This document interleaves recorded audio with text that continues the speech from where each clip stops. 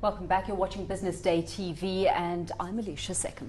And good evening, I'm Lee Roberts. Well, coming up in the next half hour, we'll be talking to Naidoo, and he's a member of the Mo Ibrahim Foundation, and really want to get his view on today and the life and leadership legacy of Madiba.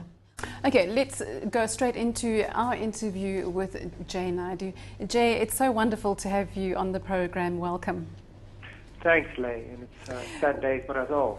One of the marks of Madiba is that he cared for people and, quote unquote, our beautiful earth. Not too many leaders today who have that view. Yes. No, I think that Mandela really was an extraordinary person who appreciated all the sort of gifts of our universe and of our earth, and I think that that's an extraordinary part of his legacy, that he stood against social injustice. His life represented one of social justice, human dignity, human rights and freedom, and the ability of people to have very concrete pathways out of poverty or marginalization.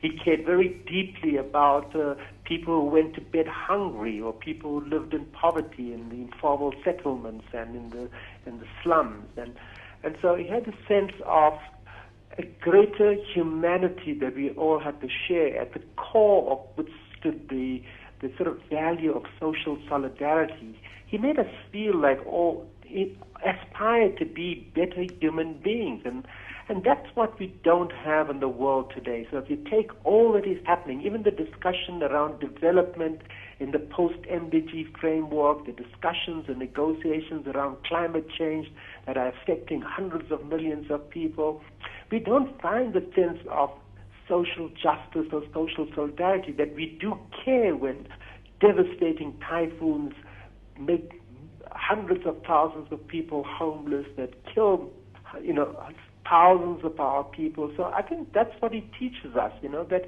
we should care about what happens to our world, to our society, to our neighbors, and to our community. Yeah, and if you look back on his life, it would be true to say that he lived life beautifully, and he just had a wonderful and lasting experience. What were the last words and the last time that you saw him, Jay?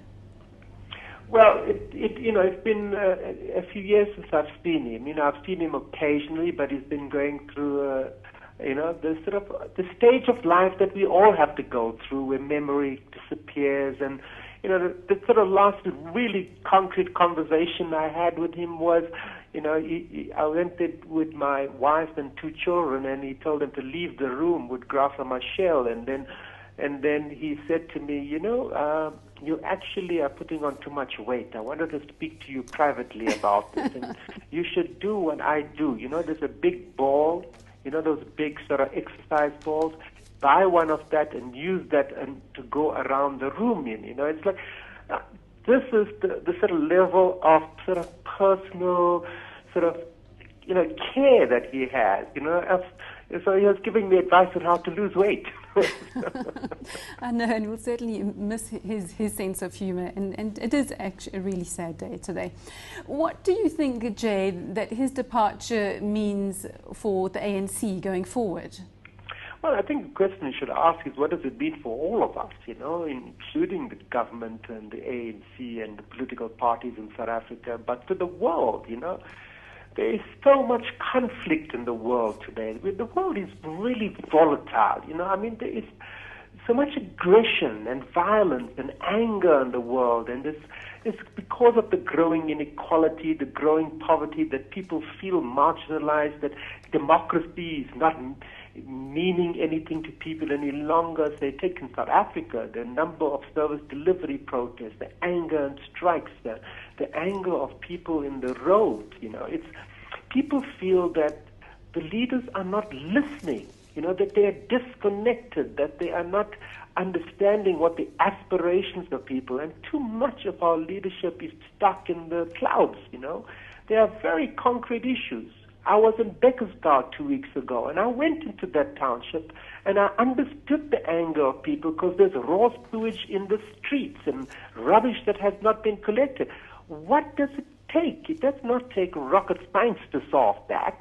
And that's the sort of sensitivity I think we should be reminded. You know, Mandela, if he saw that happening the next day, he would be there and making sure that we were there fixing up the problem.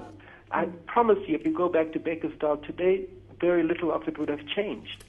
So I think that's the sensitivity that we need to have. You know, it's not much sense us building more statues and naming streets and airports after him.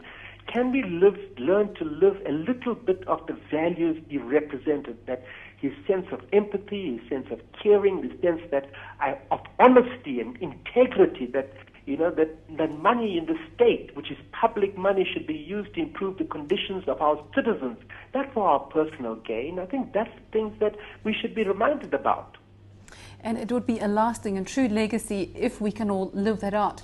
But do you think that this will weaken the ANC? It's already been weakened by its ongoing problems with the trade unions. Well, I think that, Mandela's departure from the stage weakens us all. It takes out a big chunk. I feel like a big chunk of my life has gone. And it makes me more committed to doing the type of things and carrying on the values he stands for. But I think that, it should be a moment of reflection for every single South African citizen and for people fighting for justice around the world and for those that are abusing the human rights and human dignity of those, to consider this for a moment, who we are and what do we do as part of a human race, one human race sitting in one planet. And I think that's the thing that I would like us to remind ourselves. This is not about any individual organization. Nelson Mandela belongs to the world. He does not belong to South Africa. He does not belong to one single political organization. He belongs to the world, and he holds the hopes of a vast majority of people in the world who today feel marginalized by the growth, the economic development, the political systems that we have in the world. And finally, Jane, just briefly, you and he shared a common interest in fighting poverty. What do you want to see going forward in his name? Well, I want to see less conferences, less white papers. I want to see less promises. Poverty is fighting poverty, like Mandela said, is not an act of charity. It's an act of justice. I look around the country today, and there's 12 million people who will go to bed hungry today. In a country where we walk on gold and platinum and diamonds, we are a rich country. We have quadrupled our budget in the last 13 years from close to 233 billion to 1.1 trillion rand. Surely we can give people the human dignity of having food 3 times a day on their tables to feed their children. That should be a legacy we should think about, of how to implement it. And it's got nothing to do with money. It's got to do with political will. Jay, thank you so much. Thank you. That was Jay Naidoo, a member of the Mo Ibrahim Foundation. Now, coming up after the break, we take a look at the local and international reaction to Mandela's passing and at what the business community had to say.